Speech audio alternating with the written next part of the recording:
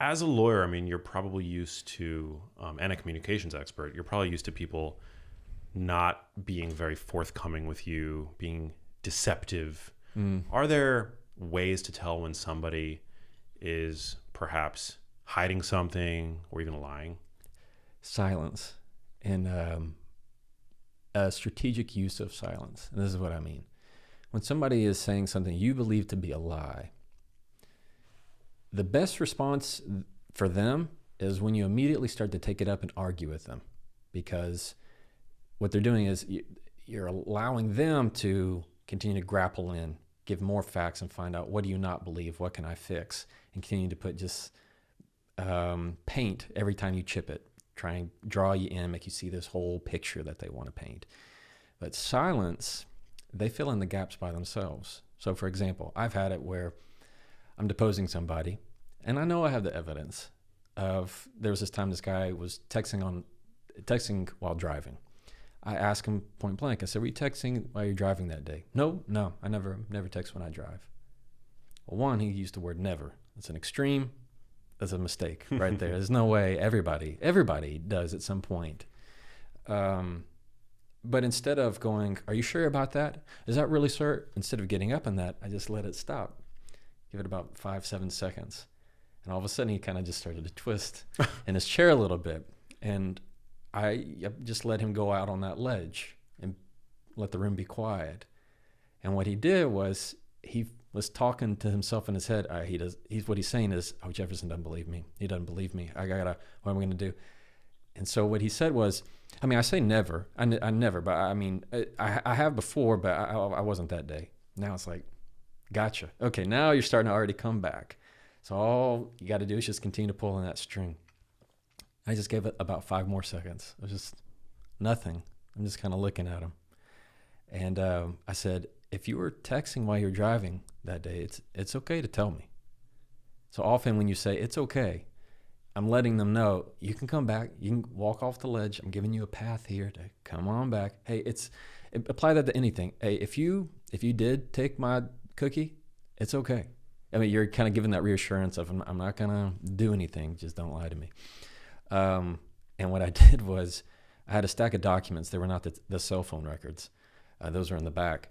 But I just put my hands on the documents. I said, you were texting while you were driving that day. And he goes, yeah, no, I think I was actually that day.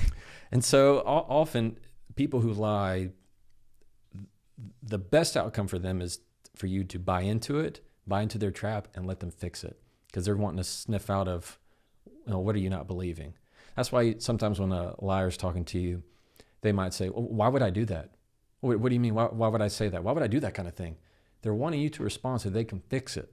Like they can lie again for you to go, well, I didn't you didn't get home until 11. Well, it was because of the traffic. I mean, you know why.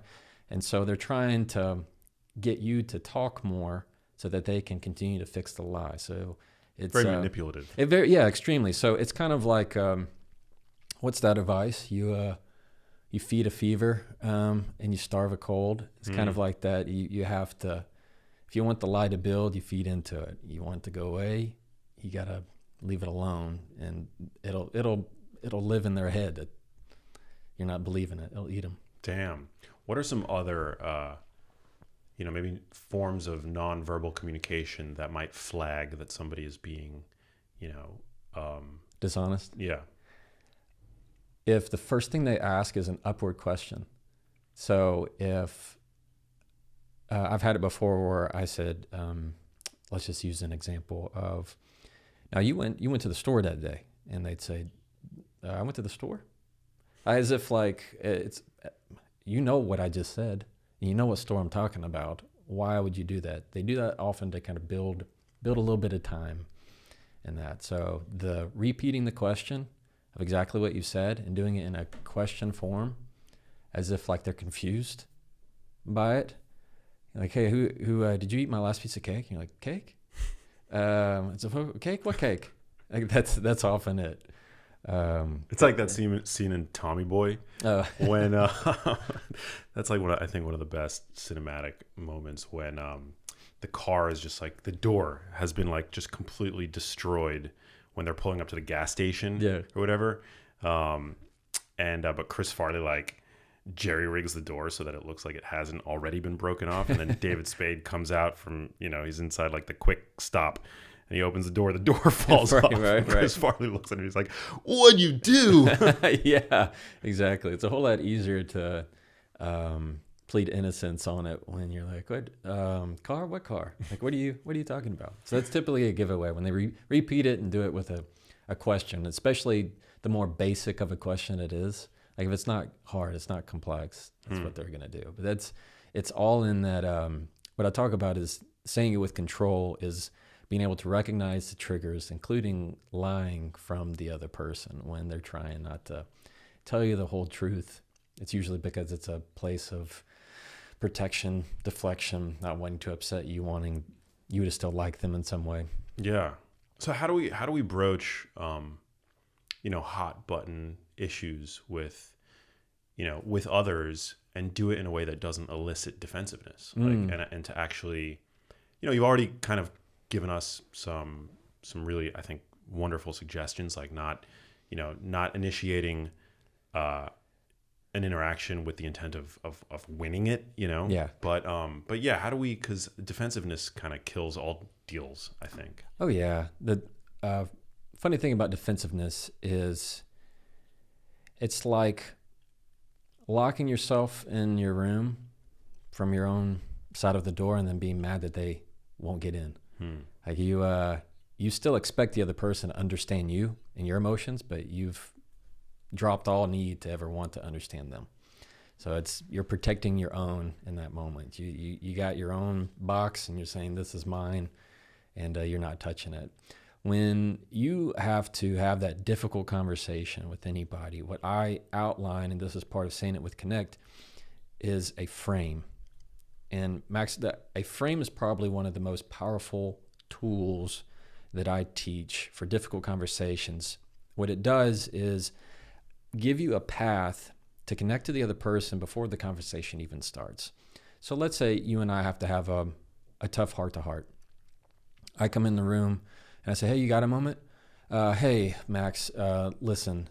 So you remember back like 2 weeks ago, you said that thing in front of our friends. Look, man, I gotta say, and look, we're still, buddies. At the same time, you're going, what are we talking about? Where's this going? What do you mean?"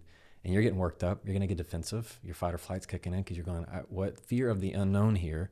It's like that text, "We need to talk." Like nobody likes that text. You don't know what you're wanting to talk about. A frame, rid yourself of all that. And here's how to do it. One is you tell the person what you want to talk about. "Hey, Max, I'd like to talk about your comments at the meeting last Thursday." Two, you tell them how you want to feel at the end of the conversation. That's the key. You have to tell them how you want to feel at the end of the conversation. That's, I want to walk away from this conversation with X, or at the end of the conversation, I'm wanting to feel Y. So, for example, one is, "Hey, Max, I want to talk with you about your comments at last Thursday's meeting." And at the end of the conversation, I'm not asking to solve anything. I'm not asking you to do anything. I just want to feel better about our priorities and that we're the same aligned. Or maybe it's even harder of, "Hey, I want to walk away understanding that you're not going to do that again."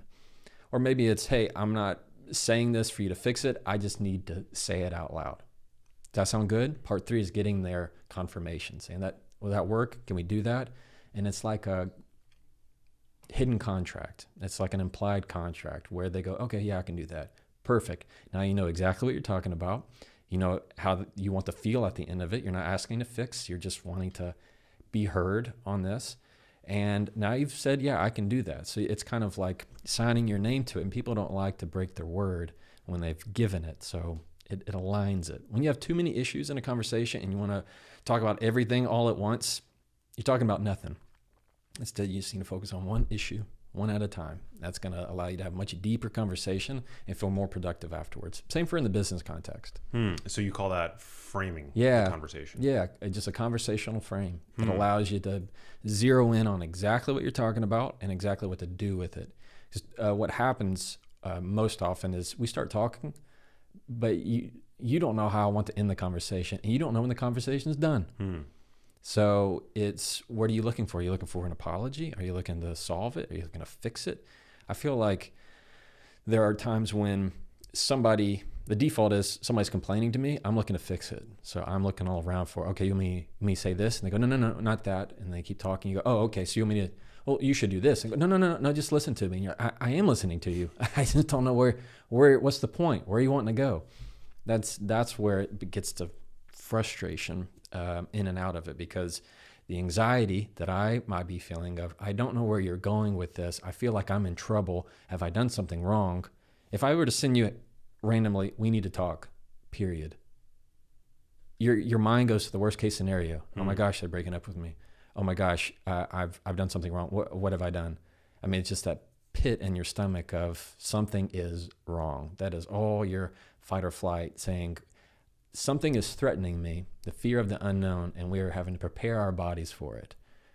And so it's that's what makes it, your voice gets shaky, or you get all teary-eyed and you get worked up because you don't know where it's going. Frames help that. Yeah, if you like that video, you need to check out this one here, and I'll see you there.